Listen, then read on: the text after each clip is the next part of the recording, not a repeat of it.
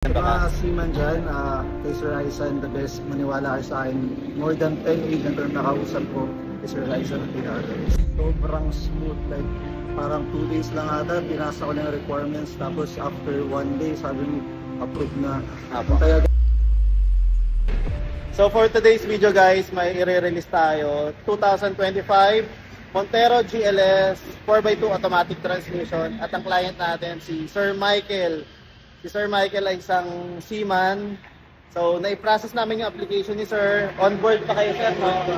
So nung pagdating ni Sir dito sa Pinas, pag-land niya ulit dito, naghintay lang ng ilang araw, then tinurn over na namin itong kanyang brand new Montero Sport. So ang in-avail pala ni Sir na promo natin, yung low down payment, yung mas mababang cash out. Si Sir na bahala sa mga freebies, sa mga accessories. May mga preferred accessories kasi siya, so mas pinili na lang niya yung low down payment. And maraming salamat Sir Michael sa tiwala. Kahit online lang tayo nag-transact sir, nagtiwala pa rin kayo. Then ito na tayo sa releasing date. Congratulations po sa bago nyong Montero Sport sir.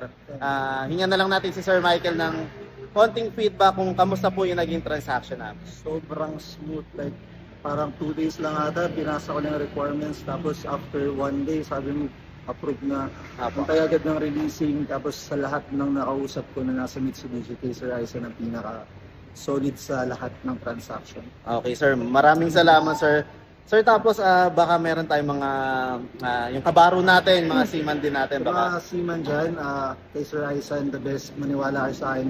More than 10 agent na nakausap ko kay Sir Aisan ang pinaka-best. Dami niyo pala kausap sir. Totoo. 10 agent. Okay sir, so maraming salamat sir, and congratulations again sa brand new Montero Sport na sir. Thank you.